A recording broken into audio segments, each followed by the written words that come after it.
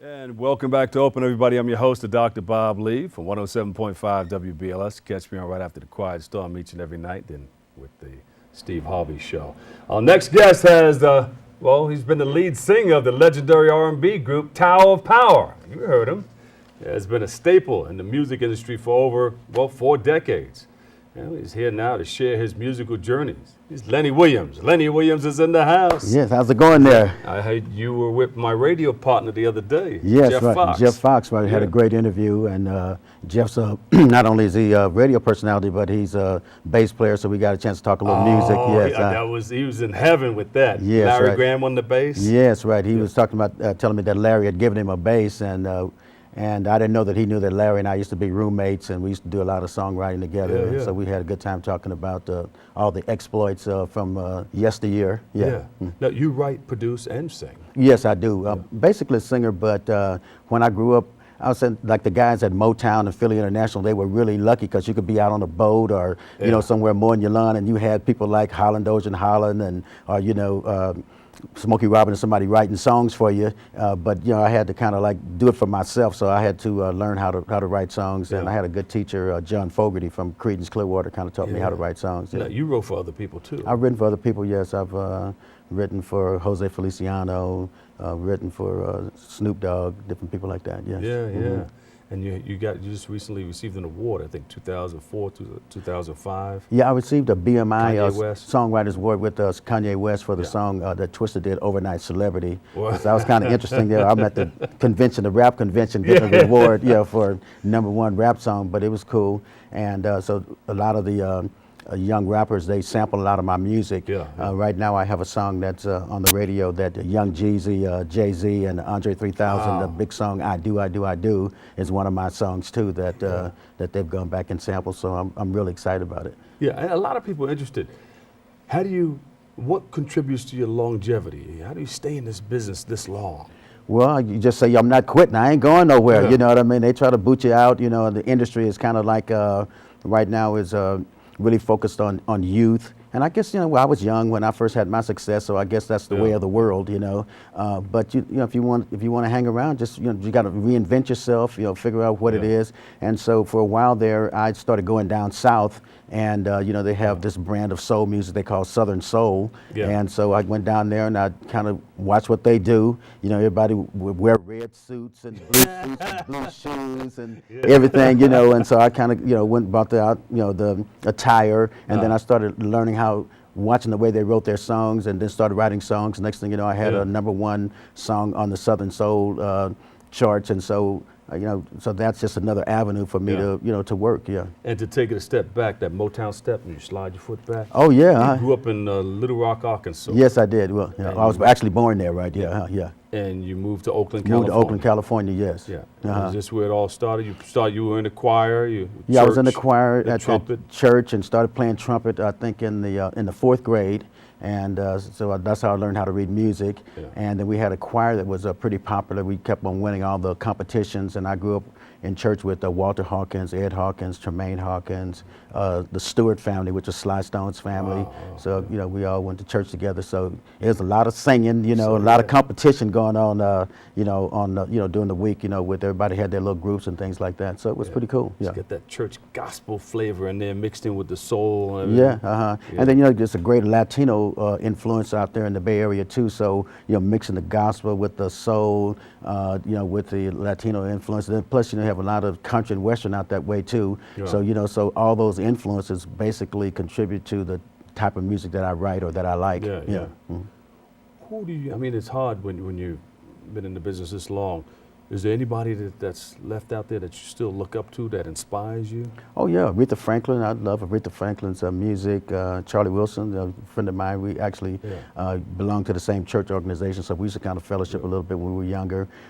So people like that, and then a lot of the young artists. The OJs. I've been doing some shows with them. They just keep on rolling. And a lot of young artists I like. I like Anthony Hamilton and Fantasia. So those are people that inspire me. And I watch them, see what they're doing, listen to the songs that they write and perform. And what do you tell people who are looking to get into this music business or this game of ours? Well, I tell them, hey, The main thing I would say is to perfect your craft. You got to be good at what you do, whether you're an engineer, camera person, singer, songwriter. Be good at what you do. Then the second thing I tell them is stay away from getting involved with all the the substances. Too much alcohol, the drugs, and all that stuff like that can definitely deteriorate your gift and your decision making. So stay away from that. And also I try to tell them try to develop a nice personality. Be nice to people, because you can go to a radio station and someone could be the receptionist and you could be a little snotty with them. You come back 2 years later and they're the program director, something like so that. I'm not playing that I'm not record. playing that record, right? So it's good to to be nice to people. So those are the three primary things that I tell people. Yeah. So you met one of the oldest men in the business in radio the other day. Yeah, well, That's actually, my father, yes, Hal right. Jackson. Hal Jackson. I've been knowing Hal for years and years, but I got a chance to see him yesterday, which was like the highlight of my day. So I texted last night. The highlight of my day was getting a chance to sit down and chat with Hal. There you go. And he's a great, legendary, radio man. Yeah. And see him still kicking and in his office looking at the beautiful view and everything like that. And he still has that good-looking smile that he always had, and the glow in his eyes. And He sure does. Yeah, so it just made me feel really good to sit down and shake his hand and talk to him for a while. And he just celebrated 97 years. Stevie Wonder came. A lot of artists came by. Stevie Wonder sang that "Happy Birthday." Happy birthday to him, Like, right? Yeah. Everybody had a great time. Yeah. Hal Jackson's a wonderful person. Yeah.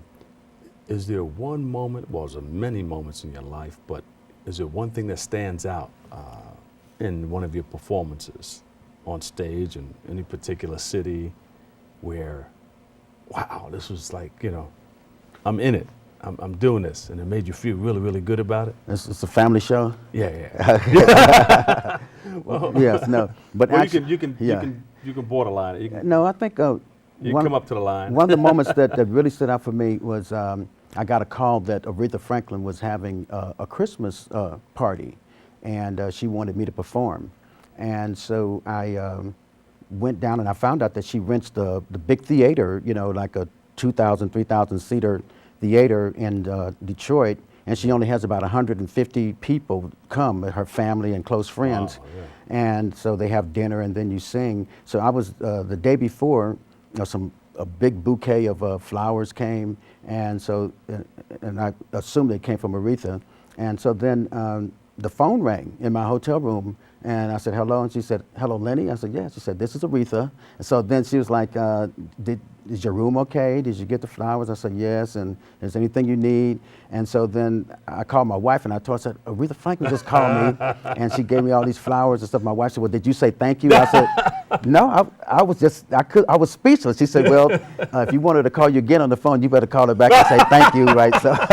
So that night from the stage, I told her thank you and told her the story. Yeah. Beautiful, beautiful, beautiful. Yeah, so that was, to hear, for your phone to ring and there's Aretha Franklin on the other end of the line, it's like, wow, I've arrived here. Yeah. But you performed with many people. You mentioned Larry Graham. Larry Graham, Sly the Stone, OJs. the OJs. Sly Stone. Yeah, right. I grew up with Sly.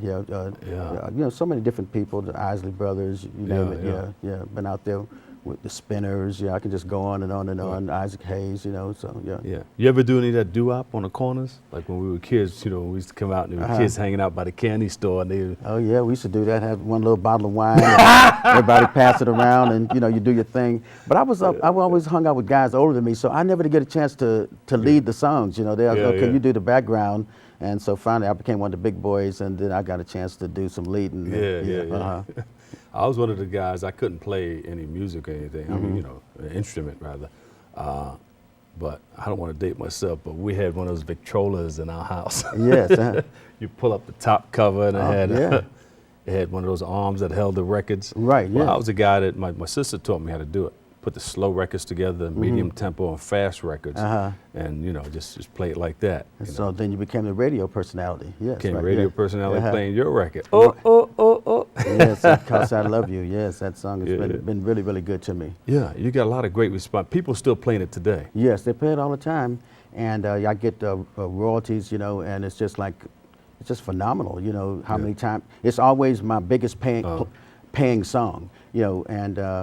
And you see, 'Cause I Love You, 'Cause I Love You, and they from South Africa, from Iceland, you know, from Russia. It's like, wow, you know, just think that, you know, you sat in your living room and wrote a song, and then people in Russia or South Africa are listening to it, and they're going out and buying it. So it's really kind of humbling in a way. Help contribute to the reproduction of the world.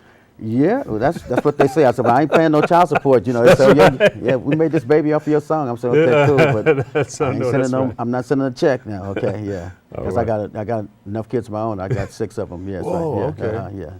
Big family. We'll talk more about that, and we're going to talk about your new record that you have coming out. Most definitely. You ain't done yet. I'm not done yet. Yeah. Okay. For more on Lenny Williams, visit him on the web at www.lennywilliams.com. Go to lennywilliams.com. Up next, well, we'll be treating you to a very special performance. You don't want to miss it. Lenny Williams is going to be hitting you with the 1-2 punch coming up next right here on Open.